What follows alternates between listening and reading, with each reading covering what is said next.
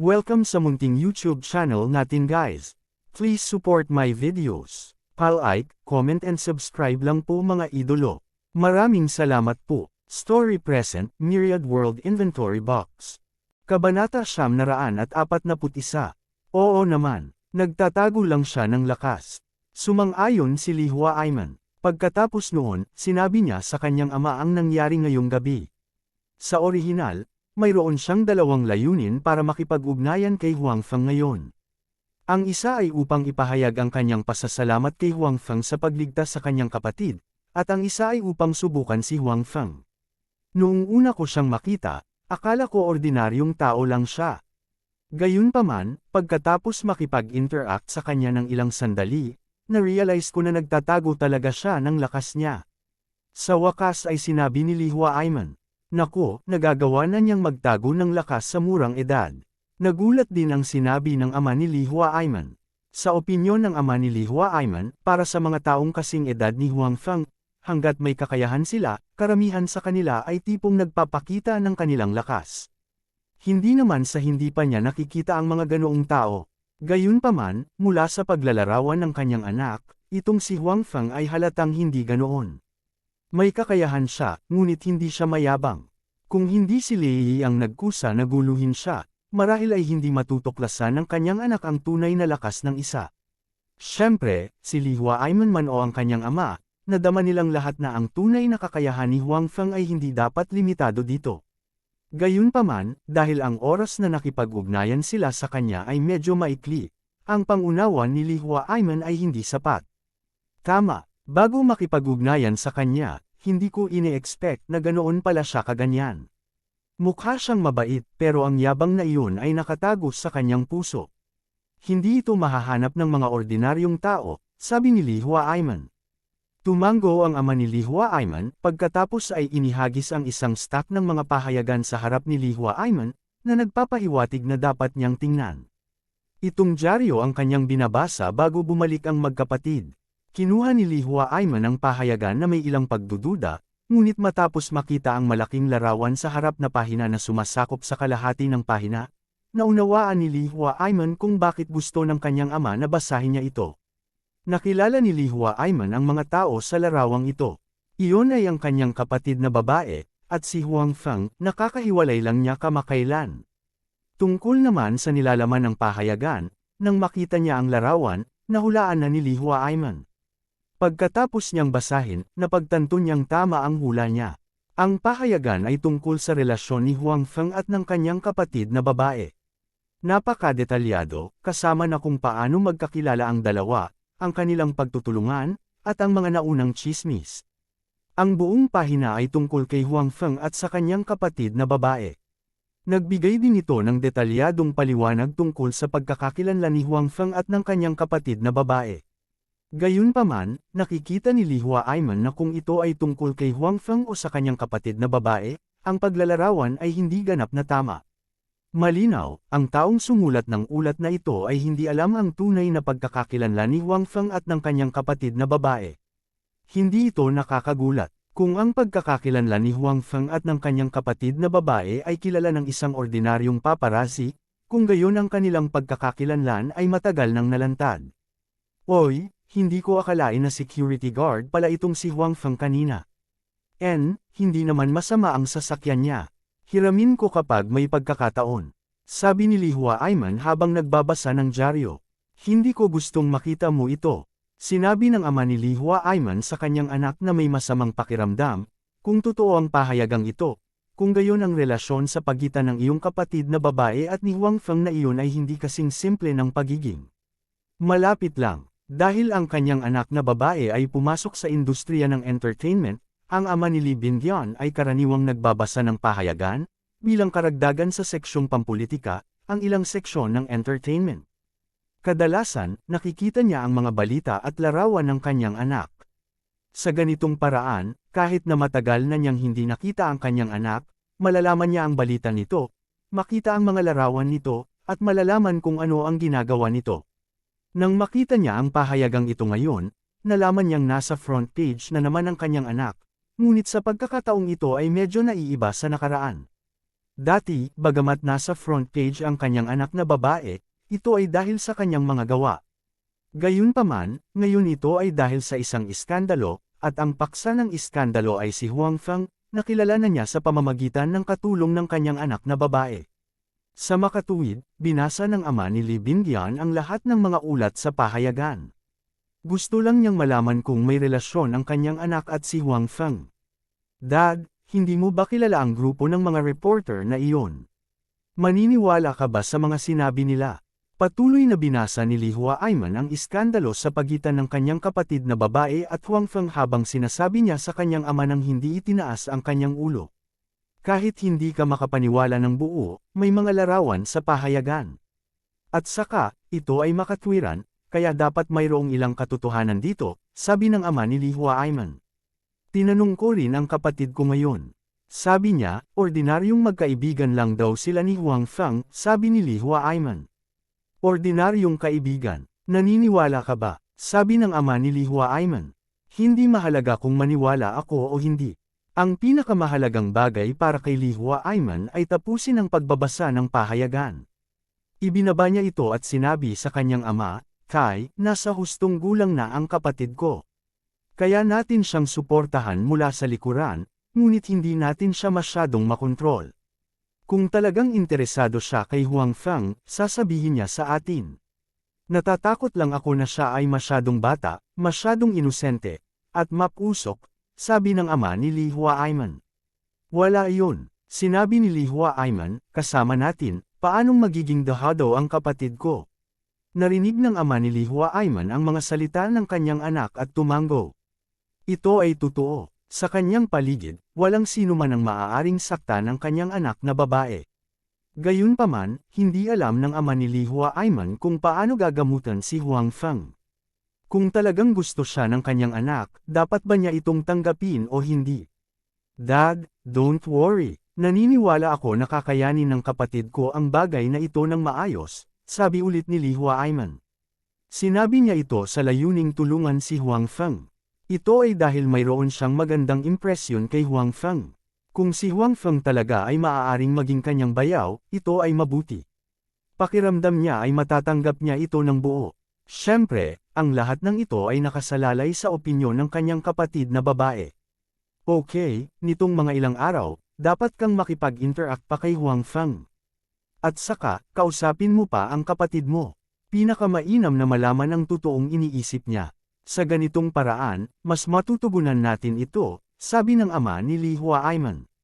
Naiintindihan mo, tatay. Tumango si Li Huaiman at sinabing, Tay, bakit pakiramdam ko ay tinatrato mo ito na parang isang digmaan? Kailangan mong imbestigahan ang kaaway at gumawa ng plano para harapin ito.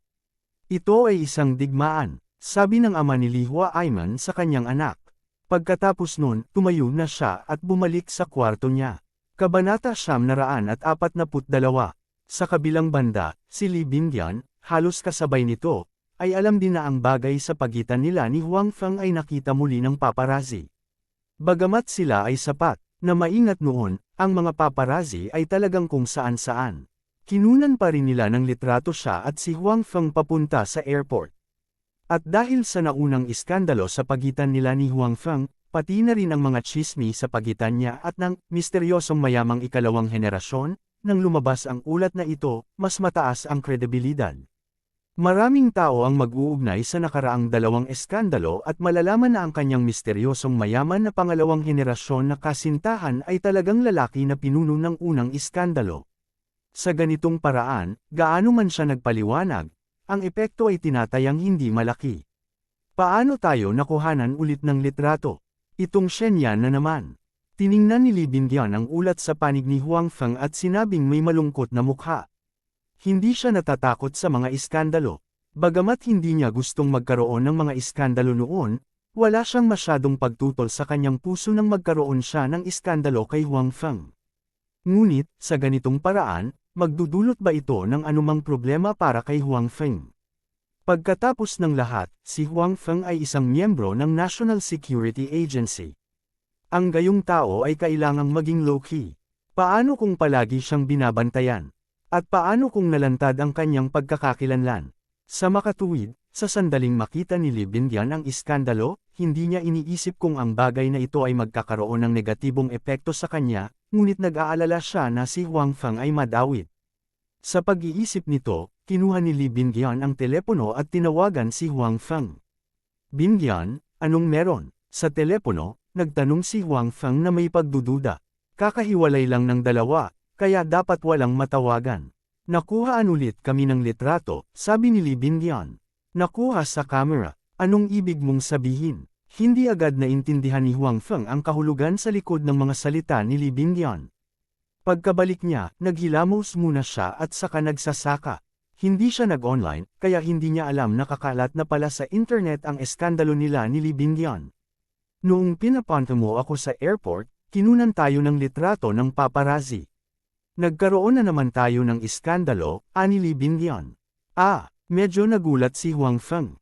Hindi niya inaasahan na lilito at mawawalang parang multo ang mga paparazzi. Napansin na niya ang paligid, pero sa huli ay nakuhanan pa rin sila ng litrato. Makakaapekto ba ito sa iyo? Mahinang tanong ni Lee Bingyun. Dati, dahil sa iskandalo sa kanilang dalawa, hindi niya hinayaang sunduin siya ni Huang Feng nang pumunta siya sa Jiangzhou. Ngunit nang umalis siya, pupunta rin si Huang Feng sa Yang City, kaya sabay silang umalis. Sa huli, hindi inaasahang nakuhanan sila ng litrato. Ayos lang, naaaliw si Huang Feng. Bagaman ang insidente sa pagkakataong ito ay nagdala sa kanya ng kaunting problema, hindi ito imposibleng malutas. Bukod dito, hindi ito kasalanan ni Lee Bingyun, kaya hindi niya mailabas ang kanyang galit sa kanya. Basta okay ka lang. Nang marinig ang mga salita ni Huang Feng, nakahinga ng maluwag si Lee Bingyun, ngunit, kamangha-mangha ang paparazzi na iyon na tinatawag na Shenyan. Nakuha niya tayong muli ng litrato. Likas na pamilyar si Huang Feng sa pangalan ni Shenyan.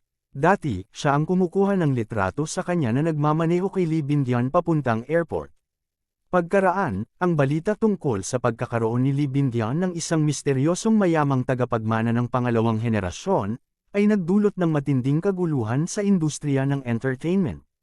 Dahil din sa insidenteng iyon ay nagkaroon ng ideya si Huang Feng na bumili ng isang kumpanya ng media, ngunit naantala ito dahil sa ilang bagay. Hindi inaasahan ni Huang Feng na muling ipaalala sa kanya ni Shenyan kapag halos nakalimutan na niya ito. Dahil dito, lalo pang na-curious si Huang Feng tungkol sa kanya. Pagkatapos kong bumalik sa oras na ito, oras na upang malutas ang bagay na ito. Napaisip si Huang Feng. Sa ngayon, may iba pa siyang dapat gawin dito, kaya hindi komportable para sa kanya na harapin ang bagay na ito sa ngayon. Kaya lang niyang maghintay hanggang sa makabalik siya. Matapos ibaba ang tawag kay Lee Bingyun, nagpakita si Huang Feng ng isang mapait na ngiti. Sinabi lang niya na ayos lang dahil gusto niyang aliwin si Lee Bingyun. Sa katunayan, alam ni Huang Feng na ang bagay na ito ay hindi lamang makakaapekto sa kanyang pagkakakilanlan bilang isang miyembro ng National Security Agency, kundi pati na rin kung paano niya ito ipapaliwanag kay Suyamo. Noong nakaraan, nagkaroon siya ng iskandalo kay Lee Bingyun.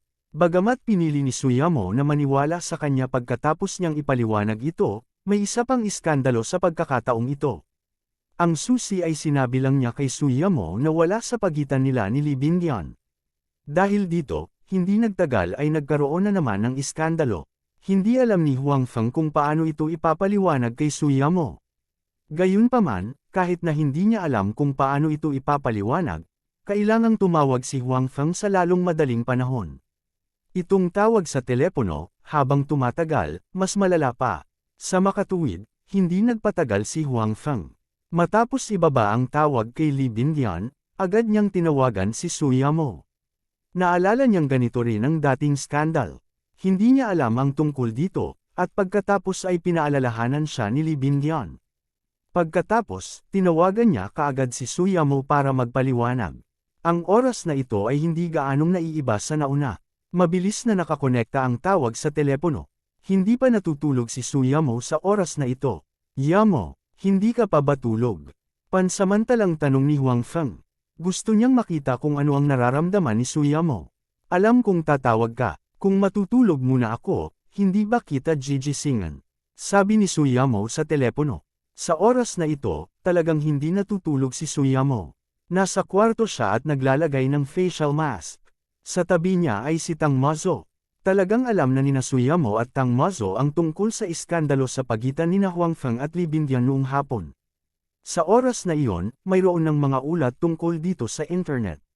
Gayunpaman, sina Huang Feng at Li Bingyan ay parehong abala sa kanilang sariling mga bagay at hindi alam ang tungkol dito. Pagkatapos noon, alam nina Suyamo at Tang Mazo na tatawag si Huang Feng para magpaliwanag, ngunit hindi nila inaasahan na maghihintay siya hanggang ngayon para tumawag. Sa halip, si Huang Feng ang tumawag. Nang marinig ang mga salita ni Suyamo, si Huang Feng ay medyo napahiya. Alam mo na, sa totoo lang, hindi ito tulad ng naiulat. Kaka-rating ko lang sa Yang City kasama si Bingyan, ngunit pagkatapos na isulat ng walang prinsipyong reporter na iyon ang tungkol dito, tuluyan na nitong binago ang kwento. Narito ang nangyari. Panipi. Pagkatapos noon, sinabi sa kanya ni Huang Feng ang tungkol sa relasyon nila ni Li Bingyan at kung bakit siya pumunta sa Yang City. Sinabi mo sa akin noon na may gagawin ka sa Yang City. Ito ba? Tanong ni Suyamo. Dahil nasa speaker ang tawag, naririnig ito ni Tang Mazo. Malinaw, walang intensyon si Suyamo na iwasan si Tang Mazo. Bago dumating si Huang Feng sa sakahan ng tupa, ipinaalam niya kay Suyamo, ngunit hindi niya sinabi sa kanya ang mga detalye. Sinabi lang niya na may gagawin siya dito, kaya ito ang unang pagkakataon na narinig ni Suyamo na si Huang Feng ay magsisimula ng isang entertainment company. Kabanata 943. Oo, sinabi ni Huang Feng, kahit na ang mga shareholder ng Bingyan Company ay talagang mga bastard, nagsimula ang usaping ito dahil sa akin. Kaya, hindi ko basta-basta mapapabayaan ang bagay na ito. Hindi ko sinabi na wala kang pakialam, mabilis na sabi ni Suyamo, pero, bakit mo naisip ang magbukas ng isang entertainment company? Hindi ba dahil kumikita ang entertainment company? Sinabi ni Huang Feng, bukod dito, mayroon akong ilang script at kanta sa aking mga kamay. Kaya, tama lang na magbukas ng isang entertainment company. May mga kanta at script ka. Naguguluhan si Suyamo, saan mo nakuha ang mga bagay na yan? Ako mismo ang sumulat nito, walang kahihiyang pagyayabang ni Huang Feng. Kung ganoon, nababasa mo pa ba? Sinalakay ni Suyamo, huwag mong saktan si Miss Lee. Namuhunan siya sa kumpanya mo dahil sa kaibigan niya. Sa huli, hindi man lang tumagal ng ilang araw ang kumpanya mo bago ito nabangkarote. Hindi ba masyadong unfair iyon sa kanya? Sino bang nagsabi na ilang araw na lang malugi ang kumpanya ko? Sabi ni Huang Feng na hindi kumbinsido. Ang aking kumpanya ay magiging pinakamalaking kumpanya ng entertainment sa bansa. Pagkatapos nito, ito ay magiging global. Medyo ambisyoso ka, sinabi ni Suyamo. Gayunpaman, ang mga taong iyon sa industriya ng entertainment ay hindi mabait na tao. Kailangan mong mag-ingat. Si Suyamo ay halatang natatakot na si Huang Feng ay magiging dehado. Natakot siya na pumasok si Huang Feng sa industriyang ito dahil sa pressure ng kanyang pamilya. Noong panahong iyon, kung hindi siya handa sa pag-iisip sa usaping ito, madali para sa kanya ang dehado.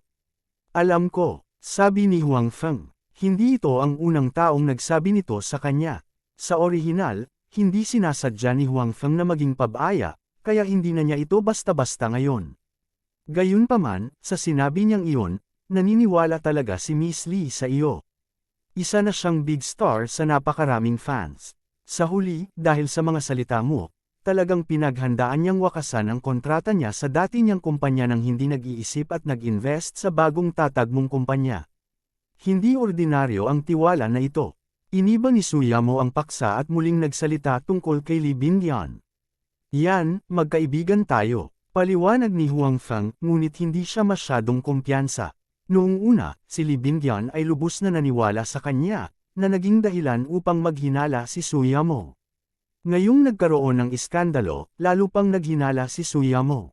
Yes, friends, medyo marami kang kaibigan na ganito. Sabi ni Suyamo at sumulyap kay Tang Mazo na tahimik sa tabi niya. Si Tang Mazo ay medyo napahiya. Malinaw, ang mga salita ni Suyamo ay nagpapahiwatig ng isang bagay. Tila naintindihan ni Huang Feng ang kahulugan ng mga salita ni Suyamo. Hindi siya naglakas loob na ipagpatuloy ang pag-uusap, kaya hintayin na lamang niyang magpatuloy si Suyamo. Sige, hindi komportable na mag-usap ng marami sa telepono. Pag-uusapan natin ito kapag nakabalik ka na. Gayunpaman, dapat mong tandaan na may girlfriend ka na ngayon. Sa katunayan, hindi lang ito isa. Kailangan mong mag-ingat kapag gumagawa ka ng mga bagay, sabi ni Suyamo. Alam ko, tumugon si Huang Feng. Alam niya na ito ay si Suyamo na gumagamit ng kanyang mga karapatan bilang kasintahan at nagpapaalala sa kanya. Alam ni Huang Feng na siya ay nasa mali, kaya maaari lamang siyang sumang-ayon. Pagkatapos ibaba ang telepono, tumingin si Suyamo kay Tang Mazo sa tabi niya at sinabing, bakit hindi ka nagsabi ng kahit ano ngayon lang? Sapat na para turuan mo siya ng leksyon. Hindi siya mangangahas na suwayin ka, kaya wala na akong dapat sabihin, sabi ni Tang Mazo.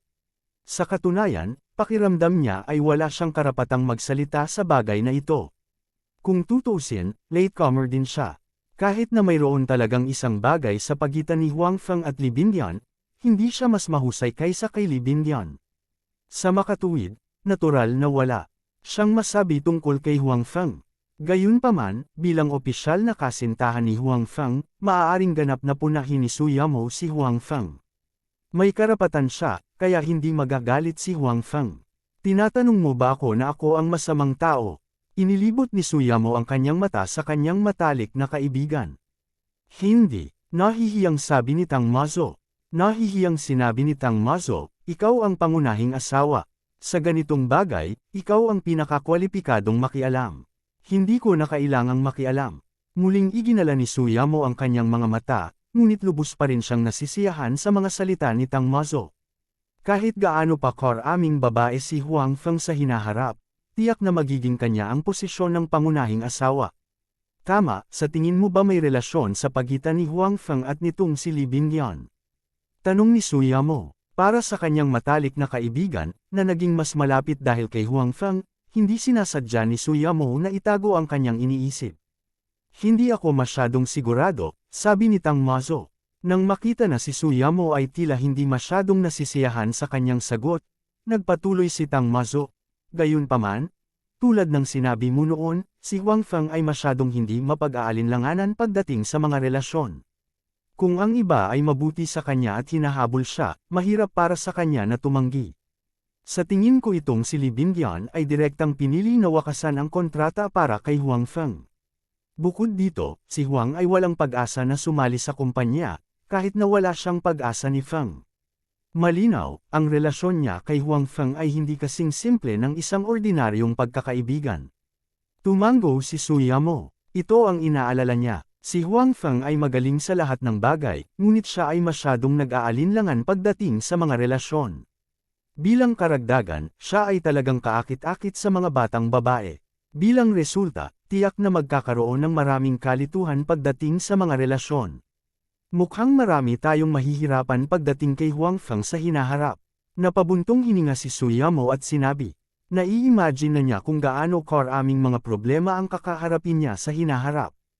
Hindi niya alam kung tama o mali na makahanap siya ng isang mahusay na lalaki. Nakangiting sabi ni Tang Mazo, iyan din ang problema mo, hindi sa akin. Oh, wala kang pakialam. Tanong ni Suyamo. Hindi ko alam kung ano ang mangyayari sa akin sa hinaharap, sabi ni Tang Mazo na nakakunot ang noo. Nag-aalalang sabi ni Tang Mazo. Hindi niya ito pinik. Talagang nag-aalala siya sa kanyang kinabukasan. Huwag kang mag-alala, magiging maayos din ang lahat. Inakbayan ni Suyamo ang balikat ni Tang Mazo at sinabi. Matapos ibaba ni Huang Feng ang tawag kay Suyamo, nakahinga rin siya ng maluwag. Bagamat binalaan siya ni Suyamo sa huli, pinili niyang maniwala sa kanya tungkol kay Li Binyan. Naunawaan din ni Huang Feng na magkaiba ang pagkakakilanlan nina Li Binyan at Tang Mazo. Bagamat maaaring tanggapin ni Suyamo si Tang Mazo, maaaring hindi niya matanggap si Li Binyan. Sina Tang Mazo at Suyamo ay matalik na magkaibigan. Higit pa rito, dahil sa pamilya ni Tang Mazo, mahirap sabihin kung kaya niyang mapunta kay Tang Mazo sa huli. Bilang karagdagan, sina Suyamo at Tang Mazo ay nagmula sa magkatulad na background, kaya naramdaman niya ang kawalan ng magawa ni Tang Mazo at naiintindihan ang kanyang nararamdaman. Iyon ang dahilan kung bakit napakadali para sa kanya na tanggapin siya at si Tang Mazo. Kabanata 944. Gayunpaman, iba si Li Binyan. Bagamat magkaibigan sina Suyamo at Li Binyan dahil sa dati nilang pagtutulungan, ang relasyon ni Suyamo at Tang Mazo ay halatang hindi maihahambing sa relasyon ni Lee Bingyan. Sa makatuwid, kahit na kayang tanggapin ni Suyamo, si Tang Mazo, maaaring hindi niya matanggap si Lee Bingyan. Gayunpaman, hindi naisip ni Huang Feng ang tungkol kay Lee Bingyan ngayon. Bagamat noong sila ay nasa eroplano, ang pag-uugali ni Lee Bingyan ay may napansin kay Huang Feng, hindi siya naglakas loob na mag-isip ng husto. Kung hindi, hindi maglalakas loob si Huang Feng na mag-isip ng husto. Kung hindi, hindi banggitin na masyado siyang nag-iisip, babarilan siya ni Huang Feng ng baril. Gayunpaman, kung makukuha niya ang tiwala ni Suyamo, makatulog din ng maayos si Huang Feng. Kinaumagahan, pagkabangon ni Huang Feng, tinawagan niya si Lee Bingyan. Gising na rin ang kabilang party. Matapos magkita ang dalawa, pumunta sila sa kumpanya ni Lee Bingyan. Hindi sumama ang assistant mo. Nakita ni Huang Feng na si Lee Bingyan lang ang lumitaw, kaya nagtanong siya ng may pagtataka. Hindi, umiling si Lee Bingyan. Sa kanyang opinyon, malulutas nila ni Huang Feng ang bagay na ito. Hindi na kailangang troublemain ang iba, katulong man ito o ang kanyang pamilya. Tumango si Huang Feng at hindi nagsalita. Hindi nagtagal, dumating silang dalawa sa kumpanya ni Lee Bingyan. Ang kumpanyang kinaroroonan ni Lee Bingyan ay isang malaking kumpanya sa Yangcheng.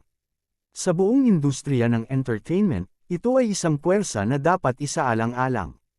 Mayroon itong medyo ilang mga artista sa ilalim nito. Bagamat sa mga nakalipas na taon, napakasikat para sa mga artista na magbukas ng kanilang sariling mga studio at ilang kumpanya ng entertainment ang naapektuhan, ang kumpanya ni Lee Bingyan ay hindi masyadong naapektuhan. Ito rin ang dahilan kung bakit ayaw nilang pakawalan si Lee Bingyan. Kung umalis si Lee Bingyan, na kinuha ng kumpanya, tiyak na gustong umalis din ng mga artista sa ilalim ng kumpanya. Kung nangyari iyon, hindi magiging maliit ang epekto sa kumpanya. Nang pumasok si Lee Bingyan sa gusali ng kumpanya kasama si Huang Feng, maraming tao ang nagulat nang makita si Lee Bingyan. Pagkatapos, nang dumaan si Lee Bingyan sa kanila, nagsimula silang mag-usap tungkol sa kanya sa likod niya.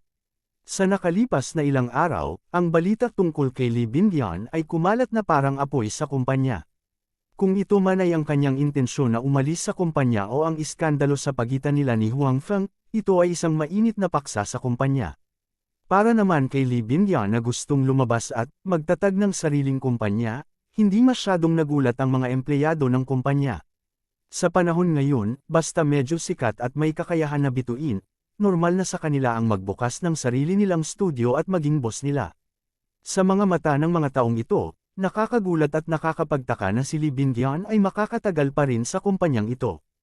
At ngayon, malinaw na pinag-isipan ito ni Lee Bingyan. Iyon ang dahilan kung bakit gusto niyang maging independent. Sa ibang mga staff at artist, ito ay isang napaka-normal na bagay.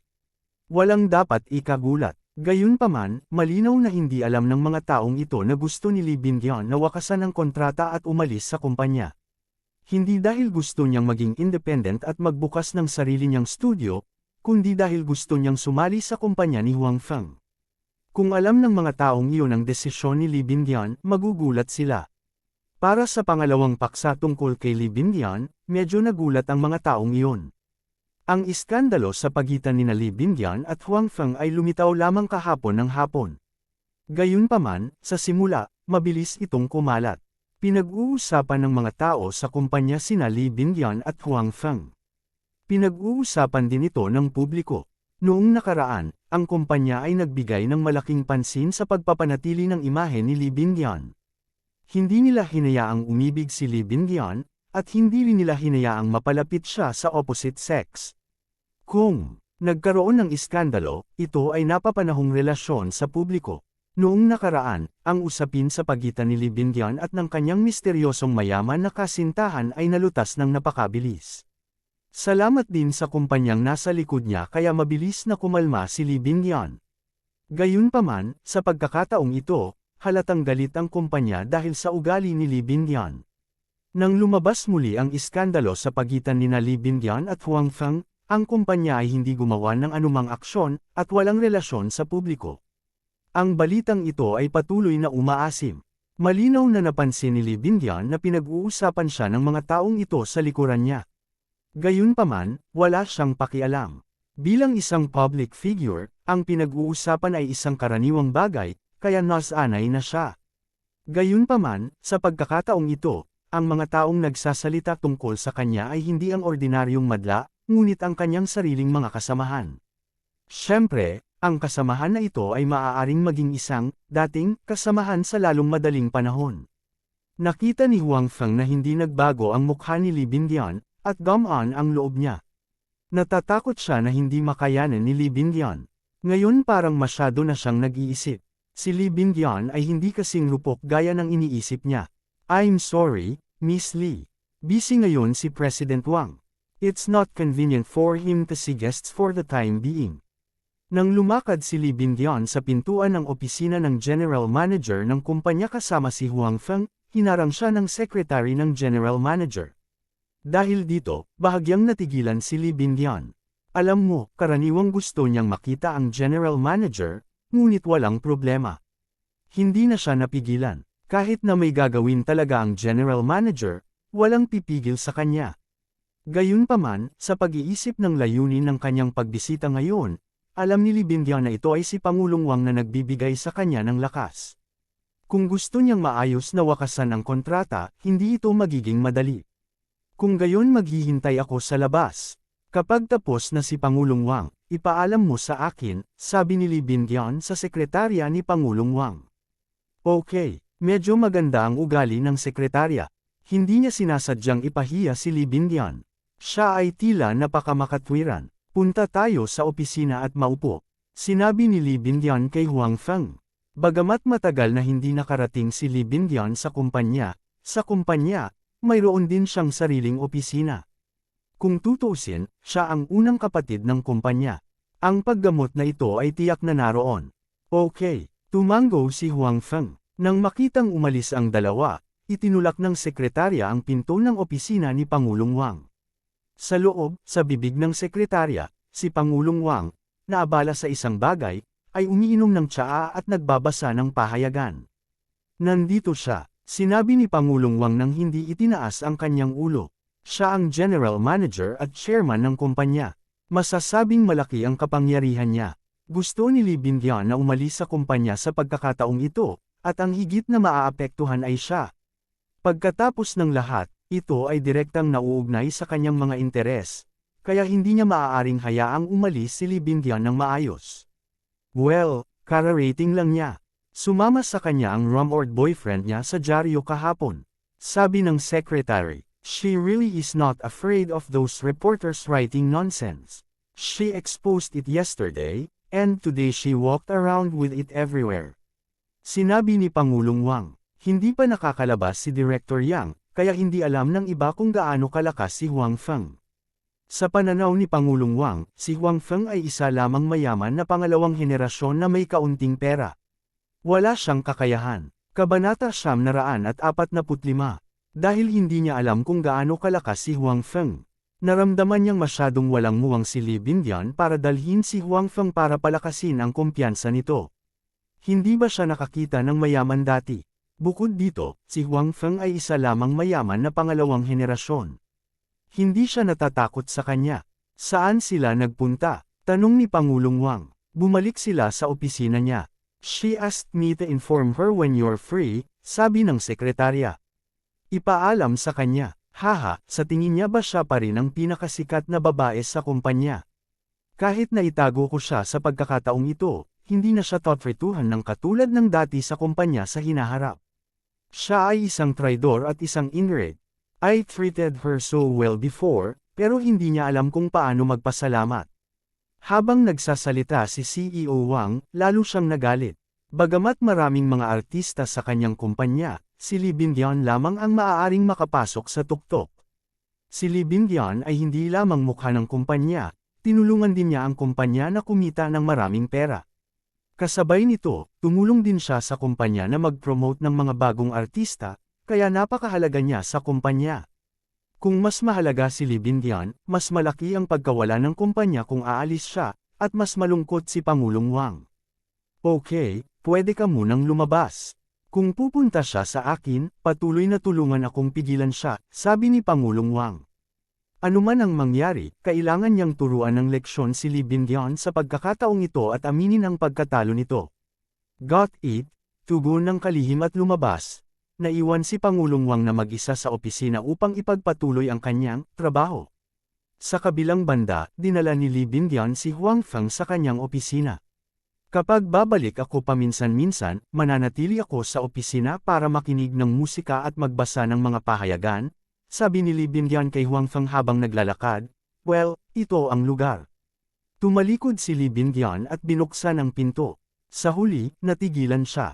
Sa opisina niya, mayroon ng isang tao, at kilala niya ang taong ito. Siya rin ay isang babaeng celebrity, ang uri na maaaring makapasok sa B-list ngayon. Gayunpaman, ang relasyon sa pagitan nilang dalawa ay hindi masyadong maganda. Ang dahilan ay natural dahil si Lee Bindian ay kapatid na babae ng kumpanya at may mas maraming mapagkukunan. Ang ibang tao ay hindi masaya sa kanyang puso at naisip na hindi siya mas masama kaysa kay Lee Bindian. Ang dahilan kung bakit nasa B-list pa rin siya ngayon ay dahil mas kaunti ang mga resources niya kaysa kay Lee Bindian. Kung mayroon siyang maraming mapagkukunan gaya ni Lee Bindian, kung gayon siya ay nasa A-list ngayon. Jindian, bakit ka nandito? Tumingin si Lee Bindian sa babae na may pagtataka. Ang pagkagulat sa mukha ni Lee Bindian ay hindi peke. Nagulat nga siya dahil napag-alaman niyang iba ang dekorasyon sa opisinang ito kumpara bago siya umalis. Ang mga bagay na pamilyar sa kanya ay nawala, at maraming mga bagay na hindi niya nakita noon. Sa oras na ito, ang kanyang kasamahan, si Jie Jindian, ay nakaupo doon na parang siya ang may-ari ng opisinang ito. May hawak siyang salamin at nagme-makeup. Bumalik na pala ang Beauty Bindian. Matapos makita ng babae si Lee Bindian, sinabi niya sa kakaibang tono, ano ang sinasabi mo? Bakit hindi ako pwede dito? Ito ang opisina ko. Bilang karagdagan, bago ka pumasok sa opisina ng ibang tao, kailangan mo munang kumatok sa pinto. Hindi mo ba alam ang kaunting kagandahang loob na ito? Panipi, opisina mo. Lalong natulala si Lee Bindian. Pero, halatang opisina ko ito. 2 araw na ang nakalipas. Tumingin si Jie Jindian kay Lee Bindian na may pagmamalaki na mukha at sinabing, mula noong nakaraang araw, opisina ko ito. Ito ay ngayon, at ito ay magiging sa hinaharap. Panipi, ikaw, nang makita ang mapagmataas na ekspresyon sa mukha ni Jie Jindian, paanong hindi malalaman ni Lee Bindian ang nangyari? Matapos malaman ng kumpanya na tatanggalin niya ang kontrata, binawi nila ang kanyang opisina at ibinigay ito sa iba. Dahil dito, nakaramdam si Lee Bindian ng kaunting pagkakamali sa kanyang puso. Kasabay nito, lumala ang kanyang impresyon sa kumpanya. Hindi pa siya umaalis sa kumpanya, at nagsimula na siyang tretuhin ng kumpanya ng ganito. Wala talaga itong nararamdamang tao. Now, please go out. Ayokong maistorbo. Nang makita ni Jie Jindian ang medyo maling ekspresyon sa mukha ni Lee Bindian, lalo siyang naging proud sa kanyang puso. Hindi man lang niya itinago, at puno ng masayang ngiti ang mukha niya. Si Jie Jindian ay palaging hindi masaya kay Lee Bindian. Naisip niya na mas maganda siya kay Lee Bindian, mas may kakayahan kaysa sa kanya, at dapat na masikat kaysa sa kanya. Higit sa lahat, marami siyang isinakripisyo para sa kasalukuyang mga mapagkukunan at posisyon. Kahit na ang pinakamahalagang bagay para sa isang batang babae ay isinakripisyo. Gayunpaman, si Lee Bindian ay karaniwang kumikilos na parang isang santo. Nagustuhan siya ng mga pinuno ng kumpanya. Napakaraming sakripisyo niya, ngunit hindi pa rin niya maihahambing kay Lee Bindian. Ito ay natural na nagpalungkot sa kanya. Noong nakaraang araw, biglang may balita sa kumpanya na gustong umalis ni Lee Bindian sa kumpanya. Tuwang-tuwa si Jie Jindian, ngunit makikita sa kanyang mukha na siya at ang kumpanya ay may iisang kaaway. Pinagalitan niya si Lee Bindian dahil hindi niya alam kung paano suklian ang kanyang kabaitan. Nakuha niya ang maraming tiwala ng mga pinuno ng kumpanya. Upang maturuan ng leksyon si Lee Bindian, gusto ng mga shareholder ng kumpanya na tanggalin ang opisina ni Lee Bindian, para wala na siyang mapupuntahan pagbalik niya. Matapos malaman ni Jie Jindian, nagkusa siyang humingi ng pagbabago. Ang opisina ni Lee Bindian ay orihinal na mas mahusay kaysa sa kanya. Higit pa rito, dahil sa pag-ukupo niya sa opisina ni Lee Bindian, nagkaroon din siya ng isang uri ng paghihiganti sa kanyang puso. Sa makatuwid, nang bumalik si Lee Bingyun ngayon, nakita niya ang eksena ni Jia Jingyun na inookupahan ang kanyang opisina. Ang taong gustong umalis ay ikaw. Nakita ni Huang Feng ang naaagrabyado na ekspresyon ni Lee Bingyun, at ang kanyang puso ay medyo hindi komportable. Hindi pa dumaan si Lee Bingyun sa mga pamamaraan ng pagwawakas, kaya miyembro pa rin siya ng kumpanyang ito. Ibinigay talaga ng kumpanya ang kanyang opisina sa iba. Ito ay masyadong masakit. Bukod dito, higit sa lahat, alam din ni Huang Feng na ayaw ng kumpanyang ito na madaling umalis si Lee Bingyun. Sa isang banda, ibinigay nila ang opisina ni Lee Bingyun sa iba, at sa kabilang banda, hindi nila pinayagang umalis si Lee Bingyun. Ito ay masyadong kasuklam-suklam. Sino ka? Ang bagong bodyguard ni Lee Bingyun. Umalis ka na dito dali. Wala kang karapatang magsalita dito. Tumaas ang kilay ni Jia Jingyun at pinagalitan si Huang Feng. Ang mga damit ni Huang Feng ay napakakaraniwan, na naging dahilan upang magkaroon ng maling paghuhusga si Jia Jingyun sa kanyang pagkakakilanlan. Kadalasan, hindi niya nakikita ang mga assistant at bodyguard na ito bilang mga tao, kaya paano siya magiging magalang kay Huang Feng? Hindi siya pinansin ni Huang Feng at dumiretso sa kanya. Sa tapat ng mesa, inabot niya ito at binuhat siya. Anong ginagawa mo? Alam mo ba kung saan ito? Kung maglakas loob kang kumilos ng walang ingat, mamamatay ka. Sa tingin mo ba sa pagprotekta sa iyo ni Lee Bingyun, magiging maayos ka? Hindi na niya kayang protektahan ang sarili niya ngayon, lalo pa protektahan ka. Nakita ni Jia Jingyun na tila gustong kumilos ni Huang Feng sa kanya, kaya mabilis niya itong binyantaan. Gayunpaman, may kaunting gulat sa mukha niya. Mas mabuting isipin mo kung sino ang makakapagtanggol sa iyo sa halip. Hinawakan ni Huang Feng ang kwelyo ni Jia Jingyun at direktang itinaas. Pagkatapos, kinuha niya ito mula sa likod ng mesa. Kabanata 946. Anong ginagawa mo? Bitawan mo ako. May dumating, ang bodyguard ni Lee Bingyun ay binubugbog ang mga tao. Sigaw ni Jia Jingyun. Huang Feng. Tumingin si Lee Bingyun kay Huang Feng na may bahagyang pag-aalala. Ayos lang, sabi ni Huang Feng kay Lee Bingyun. Ang sigaw ni Jia Jingyun ay umaakit ng maraming tao. Itinuro nila sina Huang Feng at Jia Jingyun, ngunit walang lumapit kay Huang Feng. Hindi alam kung natatakot sila kay Huang Feng, o hindi maganda ang kasikatan ni Jia Jingyun. Anong ginagawa mo? Bitawan mo si Jingyun. Sa oras na ito, isang nasa katanghaliang gulang na babae ang sumugod at sinabi kay Huang Feng. Sa pamamagitan ng talakayan ng mga tao sa paligid, alam din ni Huang Feng na ang babaeng nasa katanghaliang gulang na ito ay ahente ni Jia Jingyun. Kinuha ni Huang Feng si Jia Jingyun at naglakad papunta sa kanya at sinabing, talagang bibitawan ako, ngunit hindi dito.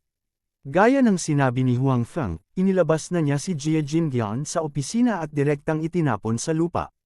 Mabilis na humakbang ang ahente at tinulungang makatayo si Jia Jingyun, ngunit hindi maitago ang gulat at galit sa mukha ni Jia Jingyun. Tumingin si Huang Feng kay Jia Jingyun at mahinahong sinabi, wala kaming pakialam sa opisinang ito. Gayunpaman, hindi pa umaalis si Bingyun sa kumpanya, kaya kanya pa rin ang opisinang ito. Walang sino man ang makakahawak dito. Pagkaalis ni Bingyun, magagawa mo ang anumang gusto mo sa opisinang ito. Pagkatapos nito, direktang isinara ni Huang Feng ang pinto ng opisina, hindi pinapansin ng mga tao sa labas na nagsasalita tungkol sa kanyang mga salita.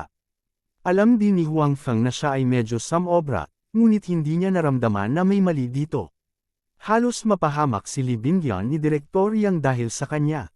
Kung mali siya ngayon, hindi papayag si Huang Feng.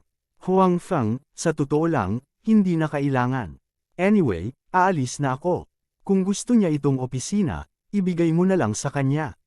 Sinabi ni Lee Bingyun kay Huang Feng. Paano yan? Hanggat hindi ka umalis, hindi maaagaw ng iba ang mga gamit mo. Sinabi ni Huang Feng, kung gusto nilang bawiin ang opisinang ito, maaari nilang malugod na wakasan ang kontrata para sa iyo. Gayunpaman, sa palagay ko ay hindi sila madaling papayag. Sa isang banda, hindi ka nila papakawalan, at sa kabilang banda, gusto nilang bawiin ang iyong mga gamit.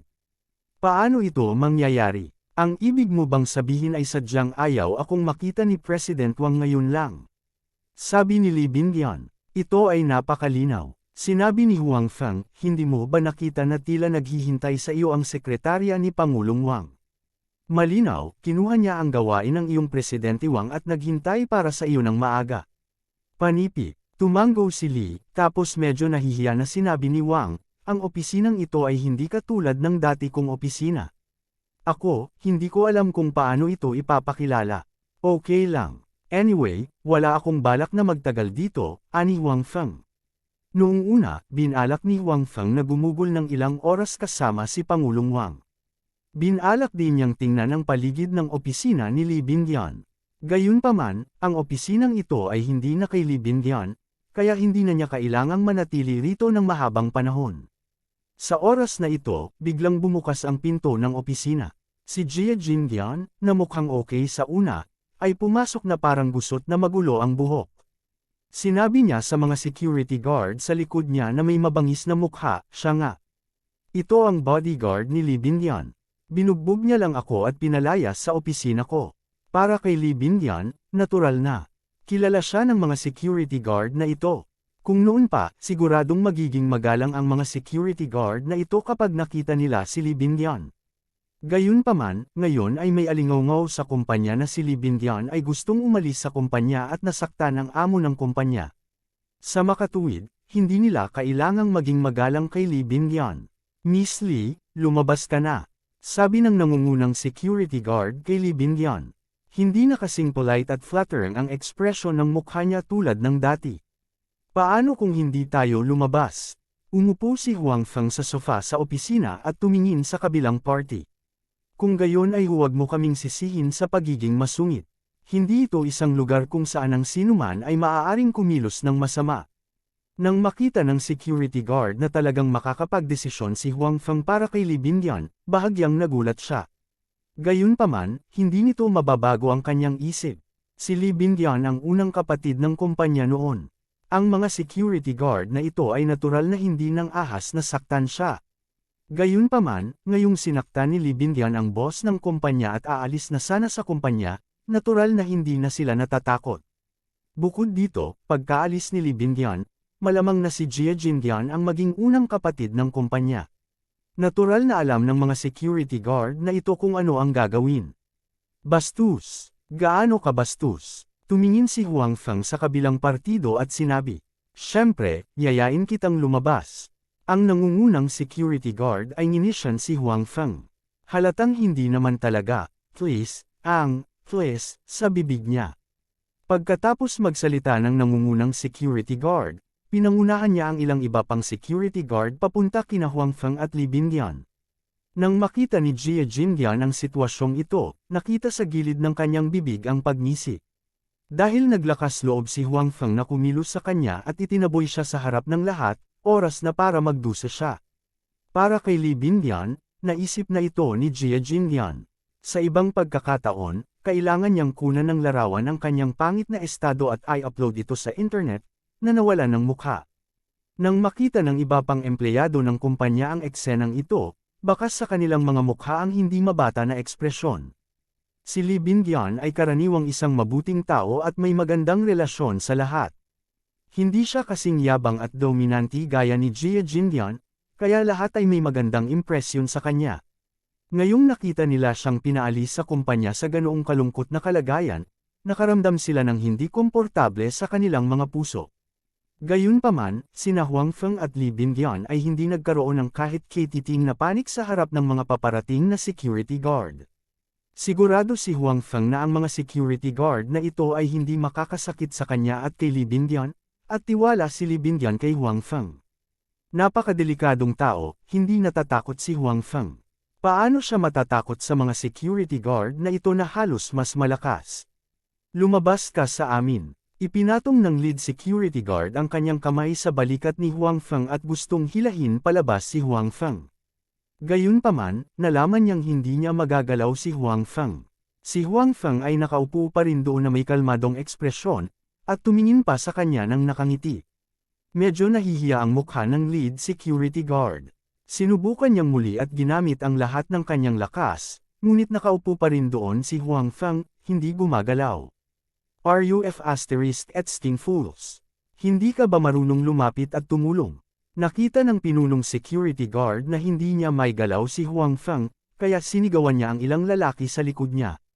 Ang ilang mga security guard ay natuklasan lamang ang abnormalidad sa oras na ito.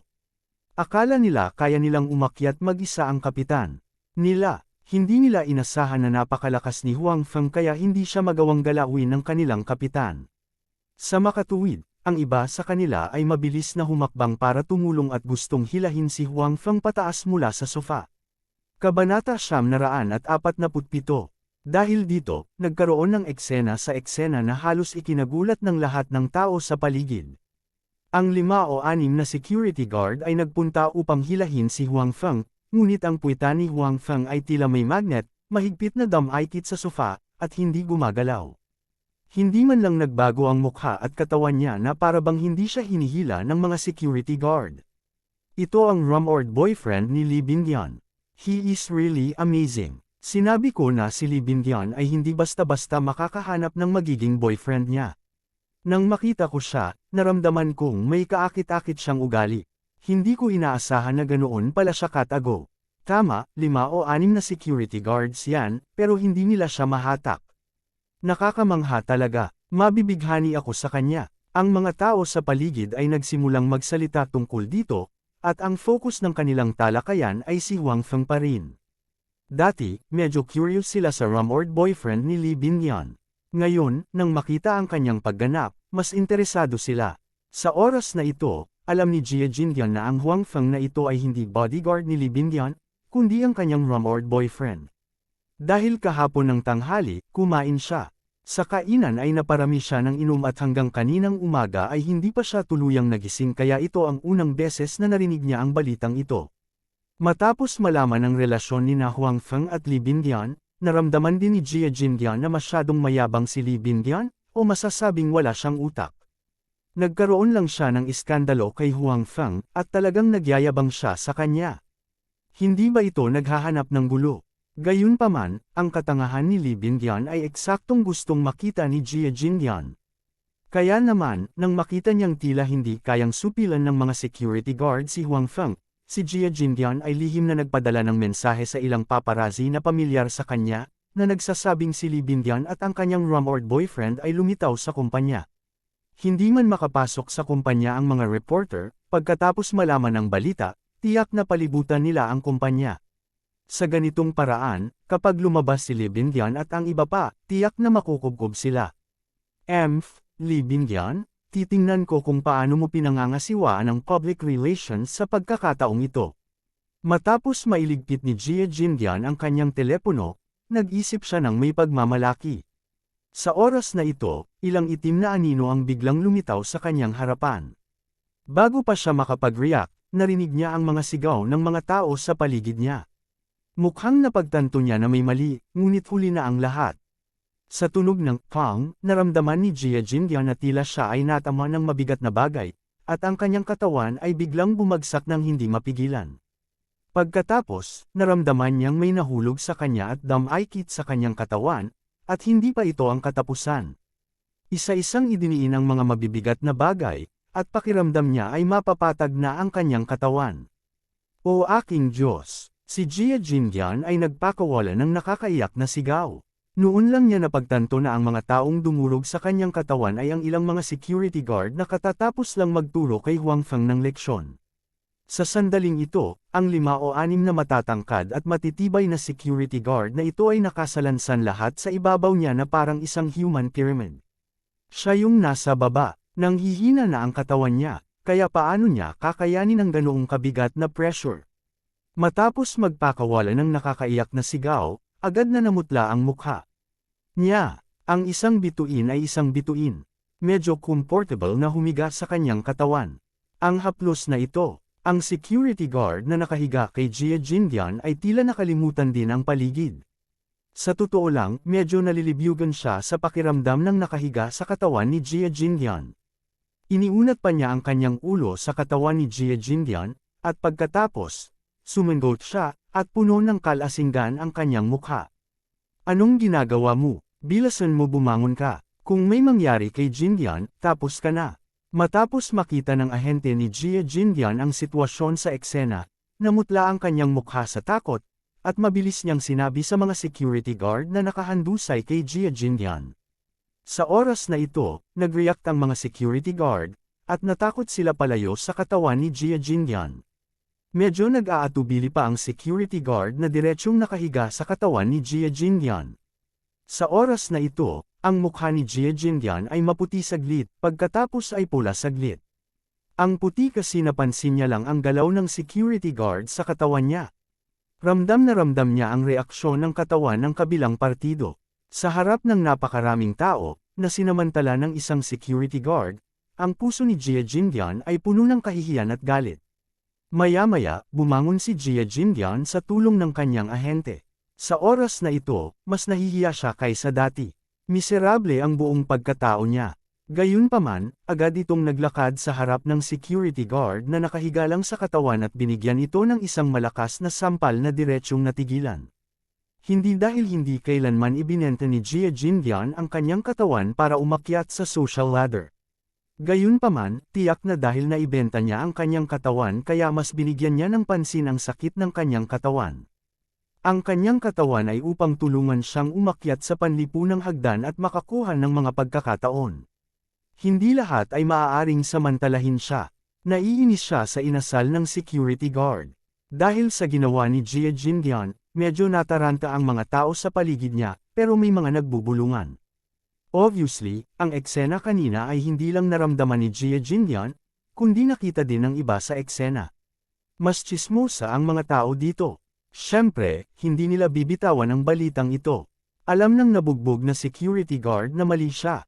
Bukod dito, sa kumpanya, ang kanyang posisyon ay hindi maikukumpara kay Jia Jinlian. Sa makatuwid, kahit na isinumpa na niya si Jia Jinlian sa kanyang puso, hindi siya nang ahas na magkaroon ng anumang kawalang kasiyahan sa kanyang bibig.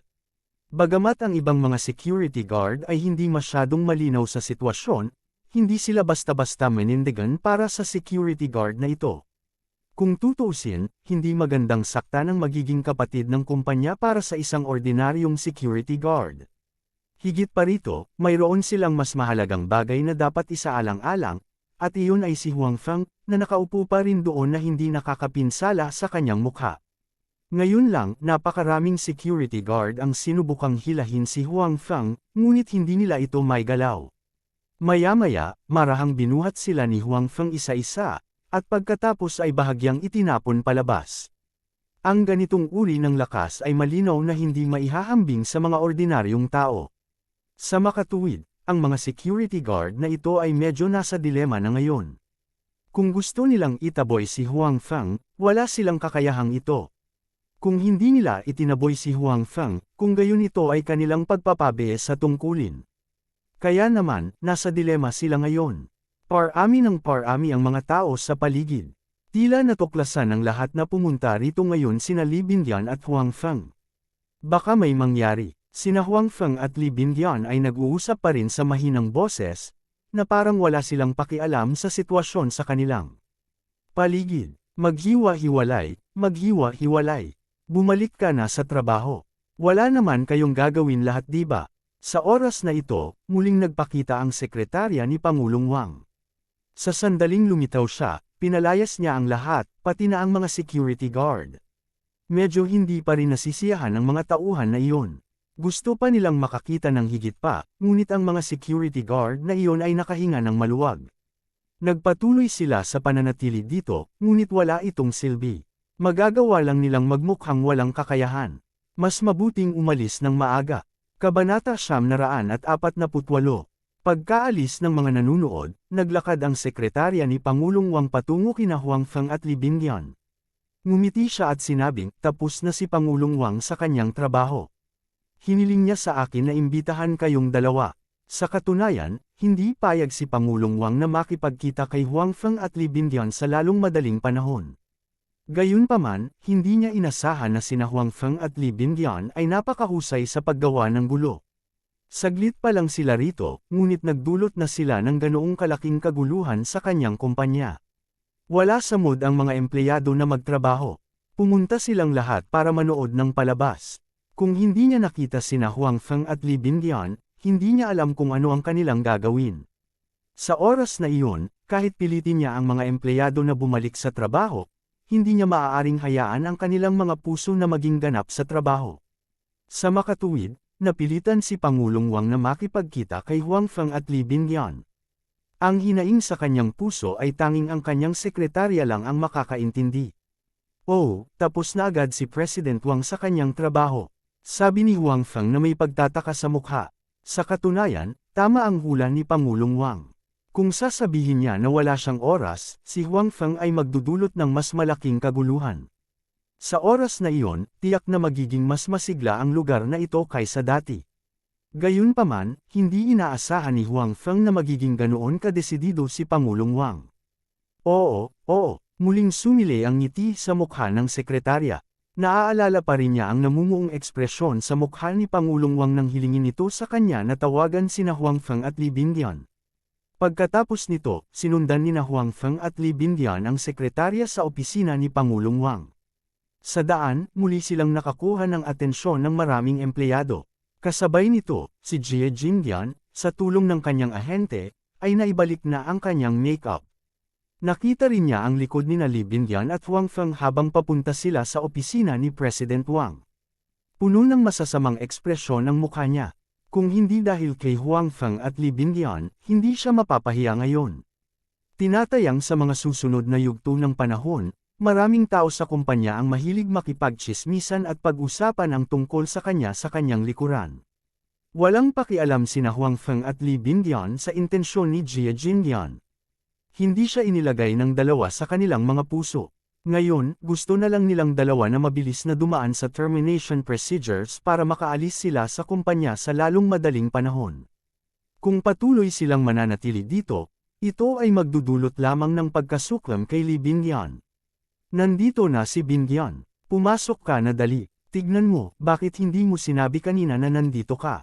Kahit may importante akong gagawin, kailangan ko pa ring ibaba. Nang makita ni Pangulong Wang si Li Bingyuan, ang kanyang mukha ay puno ng sigasig.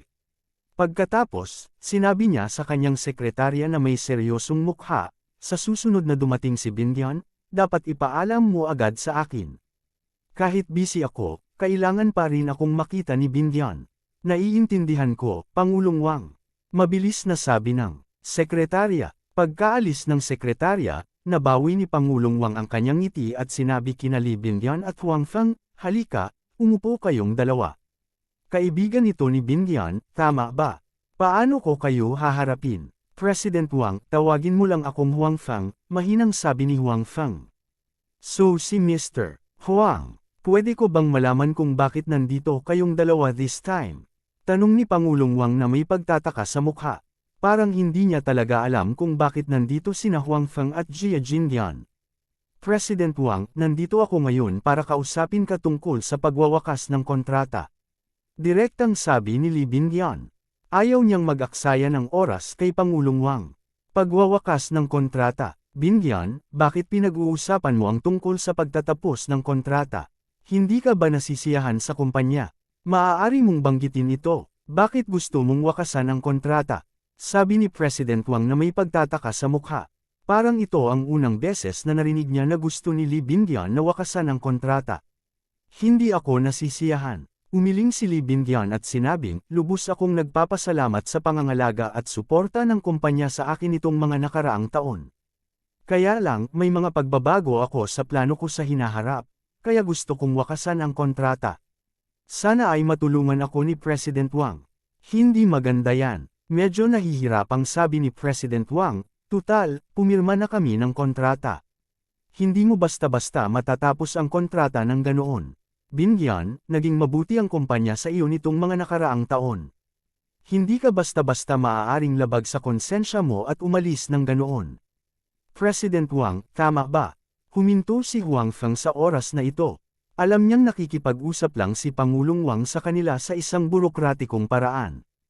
Tinatamad siyang makipag-usap ng walang kaparirikan sa kabilang partido, kaya diretso niyang sinabi sa kabilang partido, sa tingin ko alam mo na kung bakit gustong i-terminate ni Bingyuan ang kontrata.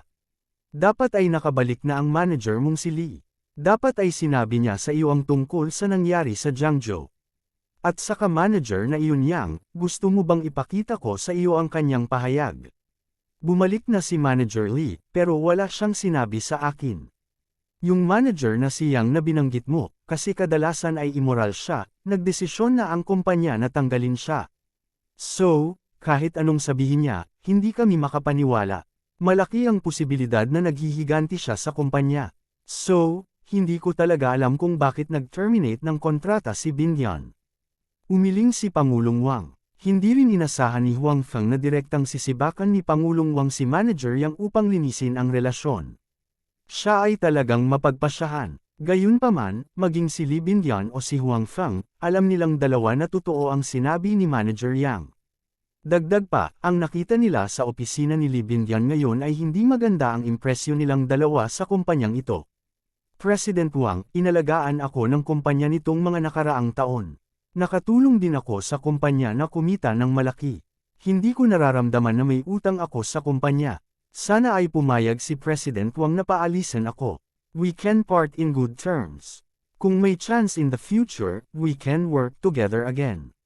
Sinabi ni Li Binyan kay Huang Feng. Hindi ako papayag na umalis ka. Direktang umiling si Pangulong Wang at sinabing, kung siya man o ang iba pang shareholder, hindi sila papayag na umalis si Li Binyan. Nang marinig ang mga salita ni Pangulong Wang, napakunot ang noo ni Li Binyan at sinabing, kung gayon ay mapipili ko lamang na umalis sa pamamagitan ng pagbabayad ng termination fee. Noong una, ayaw ni Li Binyan na pumunta sa hakbang na ito. Kung tutuusin, katumbas ito ng opisyal na pagbagsak niya sa kumpanya. Pagkatapos ng lahat, mayroon pa rin siyang pasasalamat sa kumpanya. Gayunpaman, ang nakita niya sa kanyang opisina ngayon ay naging dahilan upang hindi siya magkaroon ng magandang impresyon sa kumpanya. Ngayon, kinakausap siya ni Pangulong Wang sa isang bureaucratic na tono. Pagkatapos, kung gusto niyang umalis, maaari lamang niyang piliin ang pamamaraang ito. Nang marinig ang mga salita ni Li Binyan, ganap na nagbago ang mukha ni Pangulong Wang. Ang malumanay ng ngiti bago na wala ang lahat. Tiningnan niya si Li Binyan na may malungkot na mukha at sinabing, Li Binyan, huwag mong isipin na malakas ang iyong mga pakpak ngayong mayroon ka ng katanyagan. Kaya kitang gawing tanyag, ngunit maaari rin kitang sirain. Kung maglakas loob kang umalis sa kumpanya, maaari mong hintayin na masira ang iyong reputasyon. Panipi, tuluyan na ngayong pinunit ni Pangulong Wang ang kanyang mapagkunwari na maskara. Noong una, gusto niyang makipag-usap ng maayos at hayaang manatili si Li Binyan. Ngayong nakita niya ang matatag na ugali ni Li Binyan, hindi na niya kailangang kumilos. Kabanata 949. Napakunot muli ng noo si Li Binyan dahil sa sinabi ni CEO Wang, ngunit mas naging determinado rin ito. Malamang na hindi alam ni CEO Wang, ngunit mukhang mahina si Li Binyan sa labas, ngunit sa katunayan, mayroon siyang sariling pagmamalaki. Paano siya magiging handa na pagbabantaan niya? Kung patuloy siyang magsasabi ng magagandang bagay, maaaring magkaroon pa ng kaunting pagkakataon si Li Binyan na bumalik. Gayunpaman, kung pagbabantaan niya si Li Binyan ngayon, hindi ito makakatulong. CEO Wang, hindi lang ikaw ang nasa entertainment industry, di ba? Hindi mo basta-basta masisira ang sinumang gusto mong sirain, tumingin sa kanya si Huang Feng at sinabi. Oo, hindi lang ako ang nasa entertainment industry. However, I've been in the industry for many years and I still have a few friends. Naniniwala ako na hanggat humingi ako ng tulong sa kanila, hindi magiging mahirap na sirain siya, CEO Wang said with a masasamang ngiti. Bilang CEO ng isang entertainment company, hindi siya pamilyar sa paninira o pagbabawal sa mga artista. Kadalasan, para maprotektahan ang kanyang awtoridad, hanggat may nang-ahas na manggulo sa kanya, gagamit siya ng lahat ng uri ng pamamaraan para makitungo sa artista. Sa industriya ng entertainment, ang mga artista ay isang vulnerable na grupo kumpara sa kumpanya ng entertainment. Sa pagharap sa pagsupil sa kumpanya ng entertainment, kakaunti lang ang mga paraan para malutas nila ito. Ang mga aksyon ni Li Binyan, sa mga mata ni CEO Wang, ay isang provokasyon sa kanya. Hindi niya gustong makitang madaling umalis si Li Binyan. Kung hindi lamang ito makakaapekto sa mga interes ng kumpanya, ngunit ito ay magiging isang dagok din sa kanyang prestihiyo o sa buong kumpanya. Sa makatuwid, kinailangan niyang gumamit ng lahat ng uri ng pamamaraan upang mapanatili si Li Binyan. CEO Wang, wala ka bang pakialam sa nakaraan mong relasyon? Tanong ni Huang Feng. Oo, hanggat may nagtataksil sa akin, hindi magiging maganda ang katapusan. Sabi ni CEO Wang. Gusto lang umalis ni Bindian pagkatapos mag-expire ang kontrata. Pinagtaksilan ka ba niyan? Kung gayon, gusto mo bang ang lahat ng mga artista sa ilalim mo ay manatili sa iyong kumpanya sa natitirang bahagi ng kanilang buhay? Tanong ni Huang Feng. Tama iyan, sabi ni CEO Wang. Sa kanyang pananaw, siya lang ang maaaring tanggalin ng kanyang mga empleyado. Kung ang isang empleyado ay gustong umalis sa kanyang sariling kagustuhan, iyon ay pagkakanulo. Ano man ang dahilan, gusto niyang umalis. So sinasabi mo na walang puwang para sa negosasyon. Tumingin si Huang Feng sa kabilang partido at sinabing hindi nagbabago ang kanyang ekspresyon. Paanong, hindi natin ito pag-uusapan? Sinabi ni Pangulong Wang, gayunpaman, dapat nating pag-usapan ang mga bagay na naiwan niya. Kahit magstay pa si Frozen Cloud, hindi mo siya tretuhin gaya ng dati, di ba?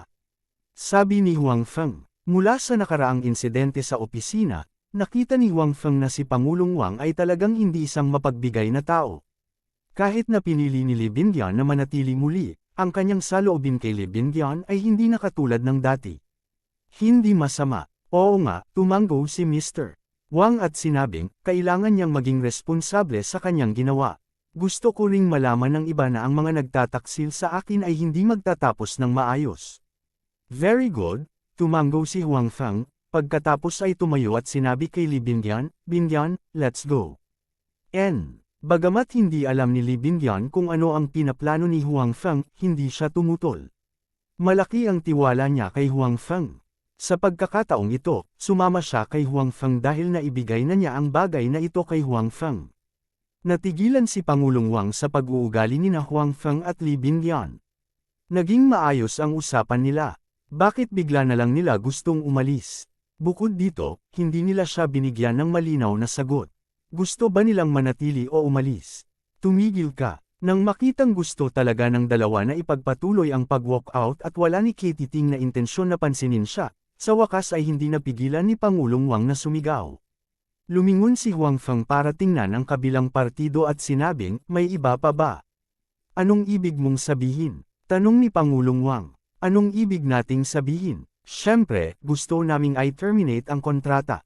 Panipi, i-terminate ang kontrata. Mangarap ka, galit na sabi ni Pangulong Wang. Hindi niya inaasahan na pagkatapos niyang magsalita ng marami, hindi na siya pinakinggan ni Huang Feng at Li Bindian. Gusto pa rin nilang wakasan ang kontrata. Hayaan mong sabihin ko sa iyo, hanggat maglakas loob kang wakasan ang kontrata, gagawin kong hindi na makapag-stay si Li Bindian sa entertainment industry. Gagawin ko ang lahat ng uri ng balita at gagawin kong babaeng promiscuous si Li Bindian. Talagang nagalit si Pangulong Wang. Dapat malaman na nangako siya sa iba sa board meeting na tiyak na mananatili niya si Li Bindian. Ngayon, tila walang kahit Katie-ting na intensyon si Li Bindian na baguhin ang kanyang isip. Paano niya ito ipapaliwanag sa grupo ng mga tao? Bilang karagdagan, ang pag-alis ni Li Bindian ay masyadong malaking dagok sa kumpanya. Hindi niya tatanggapin ang resultang ito. Sa oras na iyon, hindi niya talaga matutulungan ang kumpanya kung sisirain niya si Li Bindian. Bukod dito, ang halaga ng pagsasanay sa isang bagong Li Bindian ay masyadong mataas. Para sa kasalukuyang nangungunang bituin ng kumpanya, si Jie Jindian, sa puso ni Pangulong Wang, hindi siya may kukumpara kay Li Bindian. Sa makatuwid, ginagamit na ngayon ni Huang Feng ang lahat ng uri ng malambot at matitigas na pamamaraan. Dapat niyang patuloyin si Li Bindian. Bindian, hanggat manatili ka, ipinapangako ko na hinding-hindi mangyayari ang bagay na ito. Ikaw pa rin ang magiging top star ng kumpanya. Sinabi ni Pangulong Wang kay Li Bindian. Siyempre, gusto niyang patuloyin muna si Li Bindian. Hanggat pinirmahan ni Li Bindian ang bagong kontrata, wala ba siyang magagawa sa kanya? Sinabi niya noon na tuturuan niya ng leksyon si Li Bindian at gagawing halimbawa sa iba. Sa sandaling matapos magsalita si Pangulong Wang, naramdaman niyang namartilyo ang kanyang mukha. Bigla niyang naramdaman na hindi matiis ang sakit ng kaliwang mata niya. Tingin mo tanga tayo. Sa una ay ayaw ni Huang Feng na gumamit ng karahasan laban kay Pangulong Wang, ngunit ang mga salita ng kabilang partido ay lalong nagiging mapangahas. Talagang sinabi niya na si Lee Bingyun ay isang pamosong babae. Paano niya ito natitiis? Bukod dito, sinabi lang ng taong ito na kahit na manatili si Lee Bingyun, hindi na siya tretuhin tulad ng dati. Sa ganoong maikling panahon, binago niya talaga ang kanyang mga salita. Nawalan ba siya ng alaala, o naisip niya na kami ni Lee Bingyun ay mga tanga? Fang, may isa pang tunog. Bago pa makapagsalita si Pangulong Wang, naramdaman niyang sinuntok din ni Huang Feng ang kanyang kanang mata. Bigla siyang nakakita ng mga bituin. You actually dare to hit me. You are dead. You are dead. Hindi makapaniwalang tumingin si Pangulong Wang kay Huang Feng. Hindi niya inaasahan na talagang naglakas loob si Huang Feng na saktan siya. Ito ang kanyang kumpanya, ang kanyang opisina. Si Huang Feng ay masyadong mayabang. Patay, tingnan natin kung paano mo ako papatayin. Sabi ni Huang Feng. Pagkatapos, bigla niyang itinapon si CEO Wang palabas ng silid. Kailan pa nagdusa ng ganito si CEO Wang? Bigla siyang sumigaw na parang baboy na kinakatay. Halika, bugbugin ang dalawang bastos na ito hanggang mamatay. Biglang tumunog ang medyo matalas na boses ni President Wang. Ilang empleyado ang biglang lumabas. Tumingin sila kina Huang Feng at Lee Bingyun, ngunit wala silang lakas ng loob na gumawa ng anuman. Ang pakikipagtagpo ni Pangulong Wang sa ilang mga security guard ay nagpaunawa sa kanila na hindi sila ang kalaban ni Huang Feng. Mabubugbog lang sila kung aakyat sila. Kabanata 950. Bingi ka ba? Patayin ang dalawang bastos na ito para sa akin. Nang makita ni Pangulong Wang na talagang hindi siya pinakinggan ng kanyang mga empleyado, lalo siyang nagalit. Sa kabutihang palad, sa oras na ito, maraming mga security guard ang dumating. Bagamat alam nila na maaaring hindi sila ang kalaban ni Huang Feng, kailangan pa rin nilang kumagat ng bala. Sino ang nagtanong sa kanila na maging mga security guard? Ito ay maliwanag na ang ibang mga empleyado ay hindi pumunta, ngunit kailangan nilang gawin ito. Nang makita ang maraming security guard na sumugod sa kanya, hindi na lang sila pinaalis ni Huang Feng tulad ng dati. Sa pagkakataong ito, gumamit siya ng mabigat na kamay. Sinuntok niya ang bawat security guard at pinalipad ang mga ito. Pagkatapos nilang bumagsak sa lupa, wala nang makabangon muli.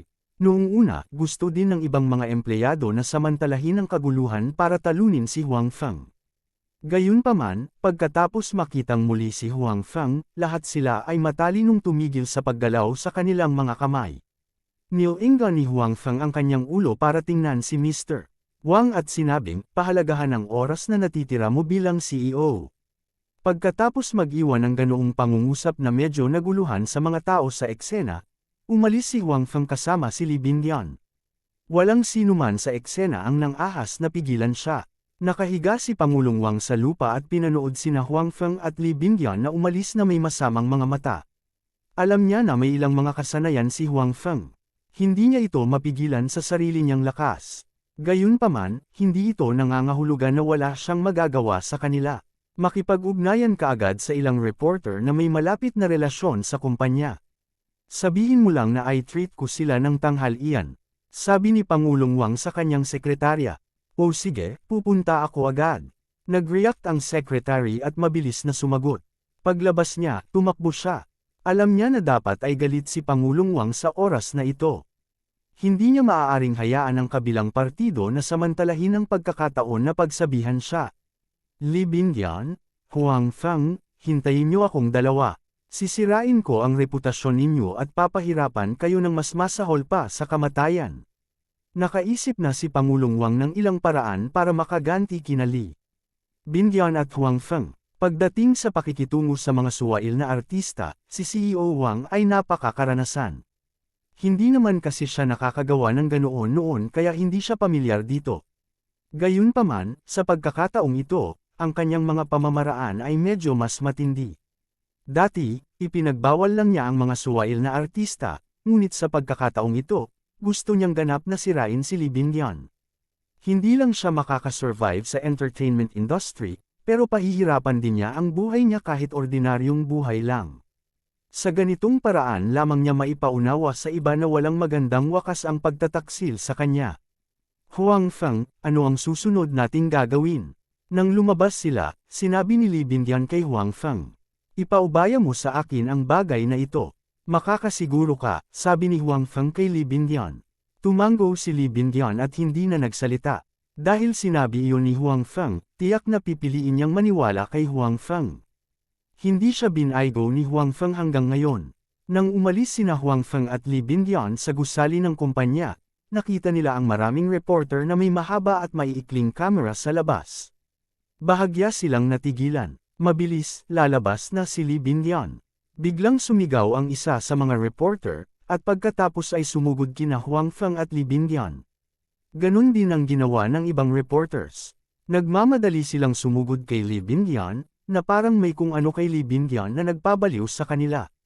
Nang makita ang mga baliw na reporter na iyon na sumusugod, hindi sinasadya ni Huang Feng na hinaranggan si Li Bindian sa likod niya. Handa siyang harapin ng mabuti ang mga reporter na ito. Para kay Pangulong Wang, maaari niya itong bugbugin kung hindi niya ito gusto. Gayunpaman, para sa mga walang koro ng haring ito sa harap niya, hindi maaaring gumamit si Huang Feng ng marahas na paraan. Hello sir, pwede ko bang itanong kung Huang Feng ang pangalan mo? Kayo ba ni Li Bindian ay mag-asawa?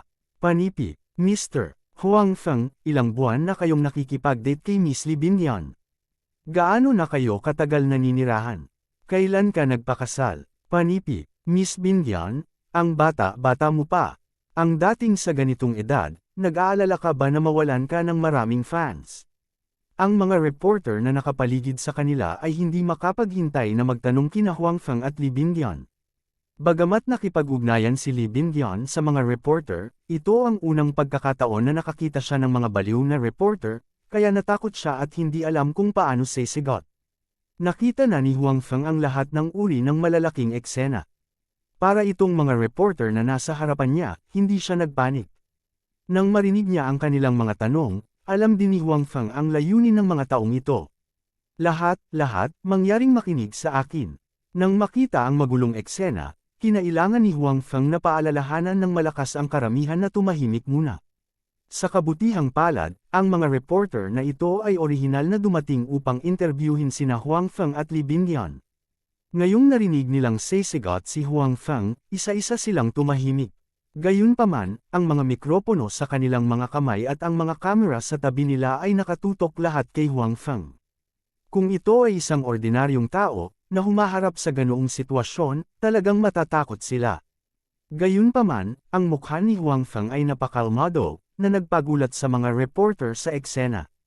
Lahat, mangyaring makinig sa akin. Muling sinabi ni Huang Feng, ordinaryong magkaibigan lang kami ni Miss Bindian. Hindi ito tulad ng iniisip mo, at hindi ito katulad ng nababalita sa balita. Unang itinakda ni Huang Feng ang tono para sa bagay na ito. Una niyang pinabulaanan ang mga naunang chismis. Kung gayon, Mr. Huang Feng, bakit madalas kayong nakikipag-ugnayan kay Miss Bindian? At saka, medyo, masyadong intimate kayong dalawa, tanong ng isang reporter. Sabi ko, magkaibigan kami ni Bindian. Kung paano kami nagkakilala, alam mo rin. Kung tungkol sa intimate behavior na sinabi mo, I think it might be a problem with the angle that the reporter who took the photo at that time chose.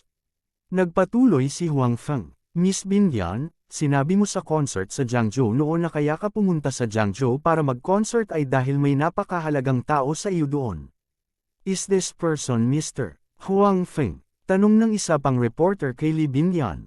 Sorry, personal secret ko ito. It's not convenient to disclose. Sabi ni Li Bindian. Sa oras na ito, naka-recover din siya ng kaunti.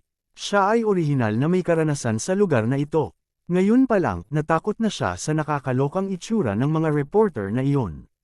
Ngayong tumahimik na ang mga reporter na ito, natural na siyang gumaling. Mr. Huang Feng, sa pagkakaalam ko, ordinaryong security guard ka lang dati. Bago ka pa man naging security guard, matagal ka nang nagtrabaho ng part-time. Tapos, pwede ko bang itanong kung saan nanggaling ang sports car mo? Hindi naman dapat ganyan ang economic condition mo, di ba? Ibinigay ba ito sa iyo ni Miss Li Bindian? Tanong ng isa pang reporter, at medyo matalas ang tanong niya. Ang ibig niyang sabihin ay si Huang Feng ay sinusuportahan ni Li Bindian.